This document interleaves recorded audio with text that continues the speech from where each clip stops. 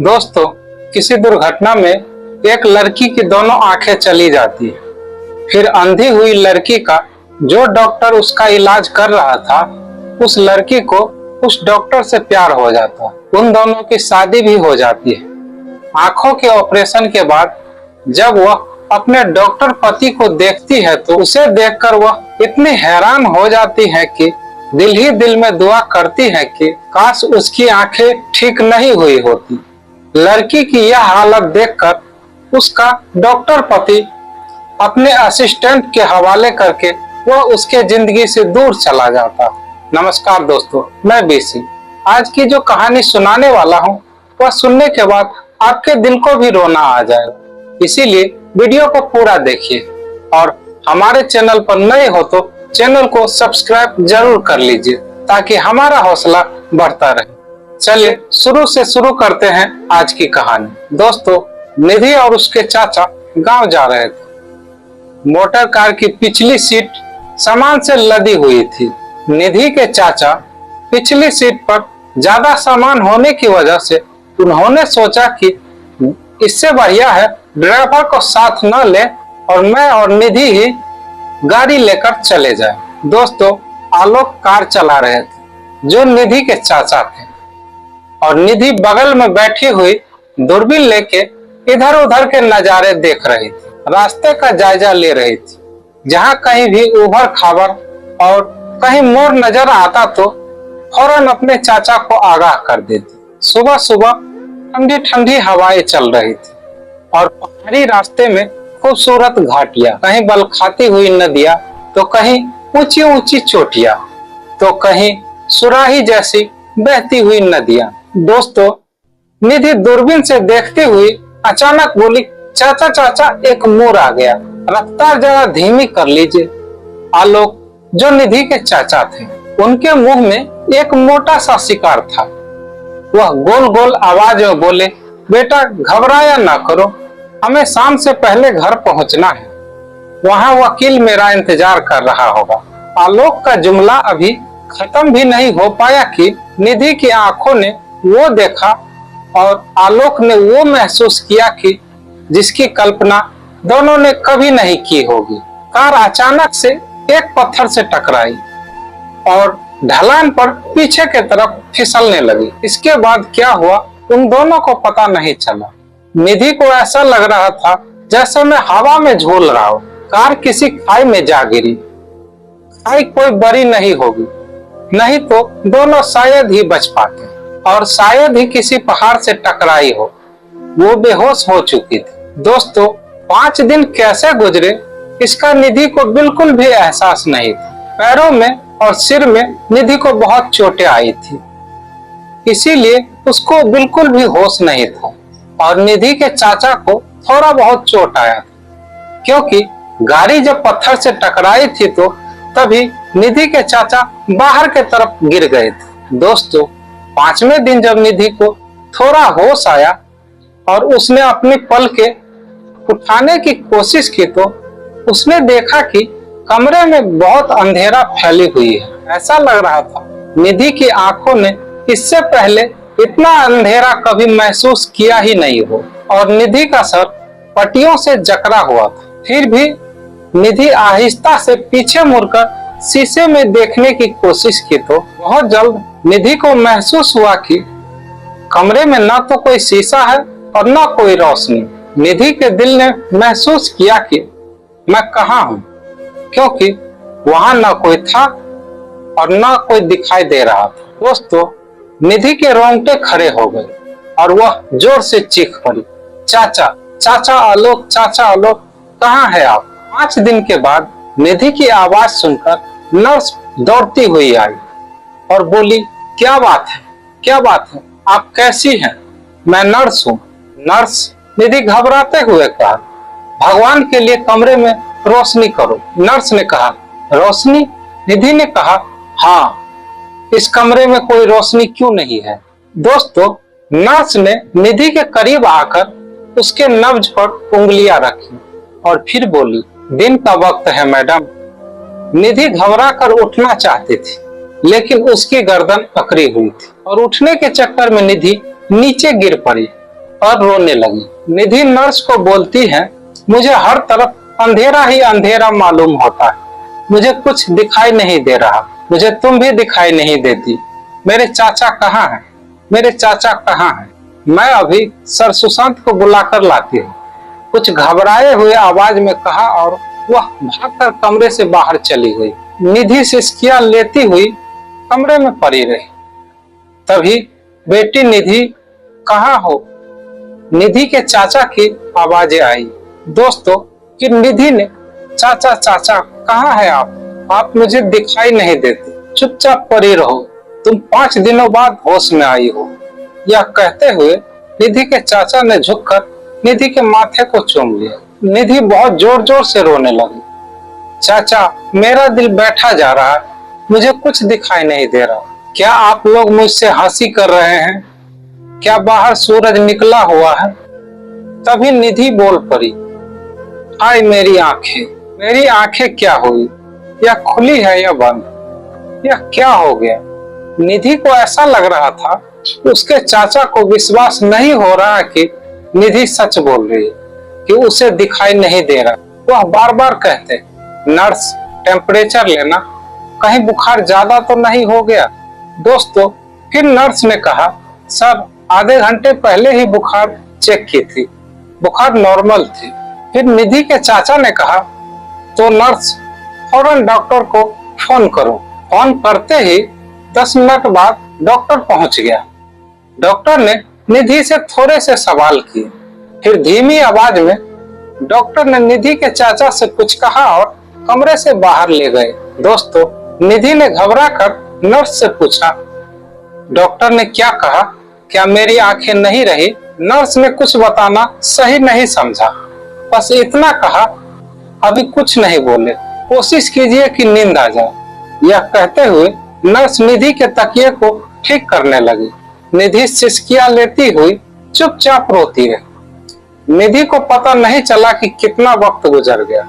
करीब आधे घंटे पर निधि नर्स से पूछती रही कि नर्स कितना बज गया। शाम को निधि के चाचा कमरे में चुपचाप दाखिल हुए। दोस्तों, निधि ने उसके कदमों की आहट सुनी। वह चुपचाप निधि के पास आकर खड़े हो गए। दोस्तों, निधि ने उसके कदमों की आहट सुनी। वह आहिस्ता आहिस्ता निधि के पास आकर खड़े हो गए। निधि को ऐसा लगा वह कोई बात करेंगे, लेकिन उन्होंने कोई बात नहीं की। निधि घबरा कर कही, चाचा। आलोक, हाँ निधि बेटा, आप चुप क्यों हैं? मेरा जी घबरा रहा है। मेरी आंखों को क्या हो गया चाचा?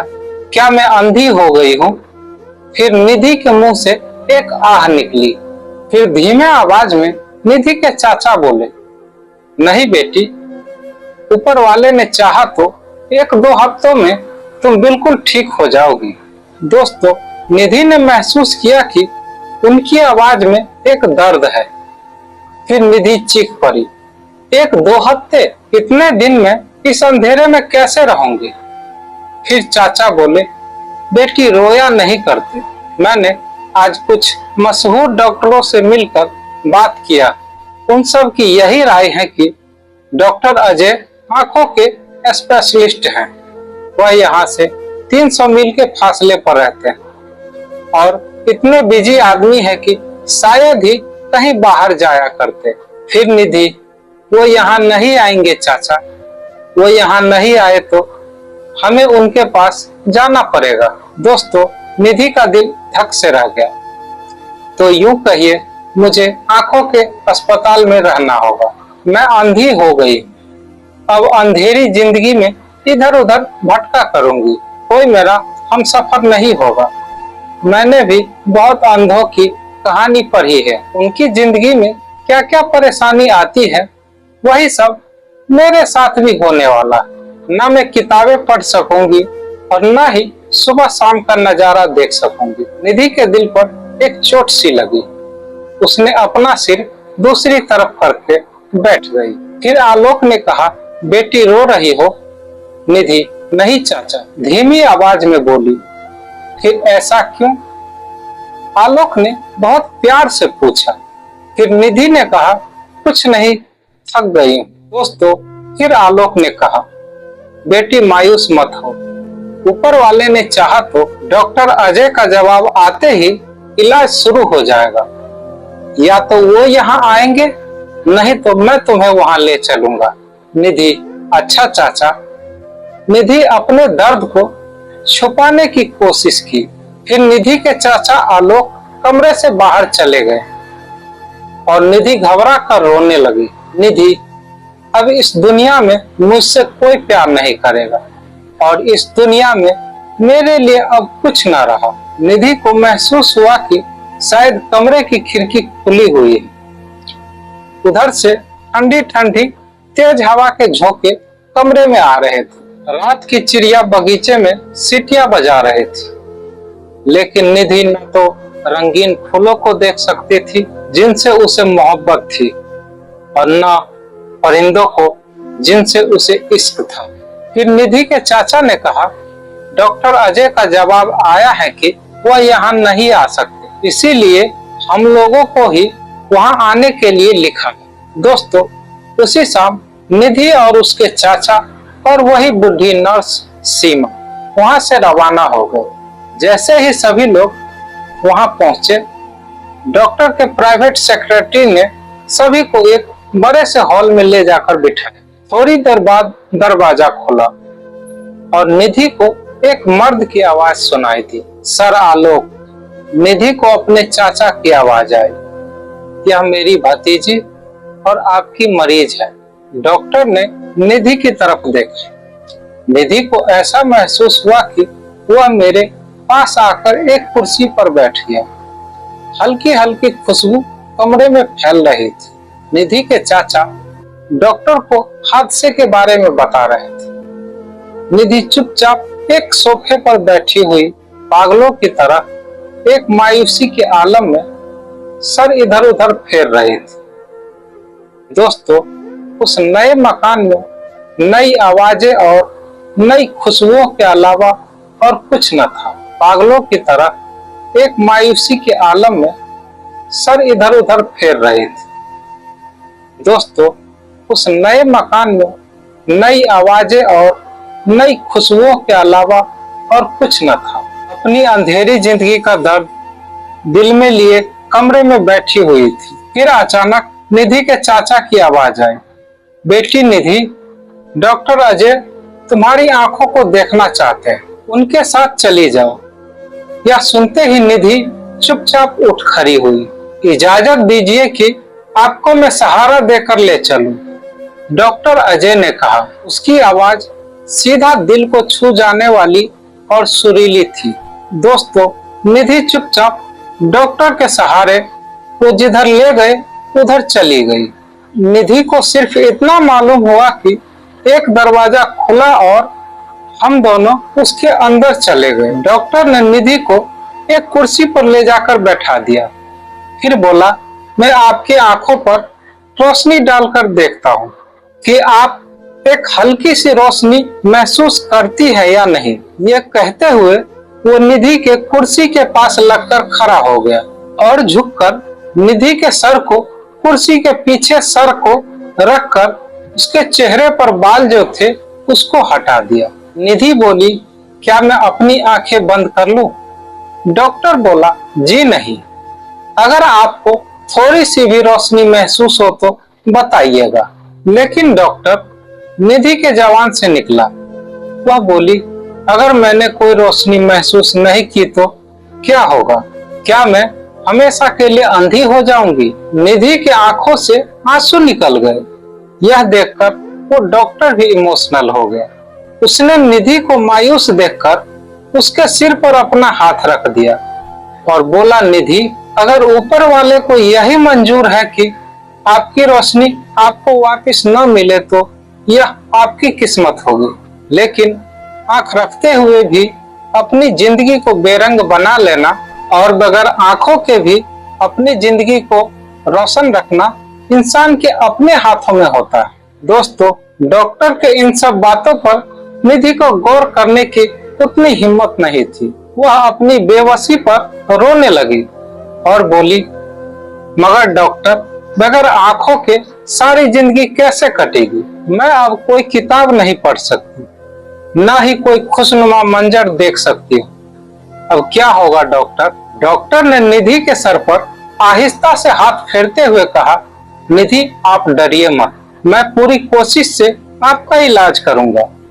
लेकिन अगर कुदरत को यही मंजूर हुआ कि आप अपनी जिंदगी अंधेरे में काटे तो इसका इंतजाम यह भी हो सकता है कि आप हसीन चीजों को देख नहीं सकेंगी, लेकिन खूबसूरत आवाजें जरूर सुनेंगे, खूबसूरत गाने आपका दिल बहलाएंगे। दोस्तों, डॉक्टर ने आहिस्ते से निधि के सर को कुर्सी के पीछे लगा दिया और निधि से कहा कि तुम मेरी तरफ देखो। डॉक्टर ने अपने असिस्टेंट की मदद से जो नौजवान खामोश नजर आता था, वह बहुत देर तक निधि की आंखों में देखता रहा और निधि से तरह तरह के सवाल पूछता रहा। आखिर कुछ देर बाद बहुत शालीनता से बोला, निधि मेरा ख्याल है कि उदास होने की कोई जरूरत नहीं। पहले कुछ दिन आपका इलाज किया जाएगा, उससे अगर कोई अच्छा नतीजा न निकला तो फिर ऑपरेशन किया जाएगा। दोस्तों, यह सुनते ही निधि तुरंत बोली, मैं दोनों के लिए तैयार हूँ डॉक्टर। फिर निधि कमरे से बाहर निकल आई। डॉक्टर अजय को इलाज करते करते 2 हफ्ते निकल गए। निधि के चाचा आलोक जैसे बिजी आदमी को अपने शहर से बाहर रहना बहुत मुश्किल था, इसीलिए वह बुढ़ी नर्स को निधि के पास छोड़कर वह वापस चले गए। निधि की आंखों की परेशानी अब तक वही थी। उसकी जिंदगी एक दुख भरी रात में गुजर रही थी। वो चंद लम्हे ही थे जब निधि खुश रहती थी। जब डॉक्टर अजय निधि के पास आकर बैठते और कोई न कोई ऐसी बातें छेड़ देते जिसे सुनकर निधि सब कुछ भूल जाती और उसमें खो जाती, और ये ख्वाबों और ख्यालों की बातें अच्छी भी लगती थी। निधि को ऐसा महसूस होता था कि मेरे अलावा डॉक्टर अजय को भी बातें करना अच्छा लगता है। थोड़े ही दिन बाद डॉक्टर को जितना टाइम बचता, सारा टाइम बल्कि अपना काम अपने असिस्टेंट के हवाले करके निधि के पास आकर बैठ जाता और कई बातें वहीं से शुरू करते जहां पिछली बार उन्होंने खत्म किया था। इस तरह की बातें करते वक्त निधि के एहसास का ख्याल रखते हुए उनकी आंखें निधि की आंखों का काम करती और वो आसपास की एक एक चीज जिसे देखने की निधि की ख्वाहिश थी बड़ी बारीकी से निधि को बताया करते। धीरे धीरे निधि को एहसास होने लगा कि डॉक्टर अजय को हमदर्दी के अलावा डॉक्टर के दिल में मेरे लिए प्यार भी पैदा होती जा रही है। इसके अगले भाग में सुनेंगे दोनों को प्यार हो जाता, शादी भी हो जाती। फिर जब निधि की आंखों का ऑपरेशन होता है और जब वह अपने डॉक्टर पति को देखती है तो ऐसा क्यों सोचती है, इससे अच्छा मैं अंधी ही थी। फिर डॉक्टर निधि को अपने असिस्टेंट के हवाले करके उसके जिंदगी से दूर चला जाता है। नमस्कार दोस्तों, यह कहानी कैसी लगी कमेंट करके जरूर बताइएगा। अच्छी लगी हो तो वीडियो को एक लाइक जरूर कर दीजिए और हमारे चैनल पर नए हो तो चैनल को सब्सक्राइब कर लीजिए ताकि हमारा हौसला बढ़ता रहे। यह कहानी कैसी लगी, अगर अच्छी लगी हो तो नेक्स्ट पार्ट के लिए जरूर कमेंट कीजिए। वीडियो पूरा देखने के लिए दिल से बहुत बहुत धन्यवाद।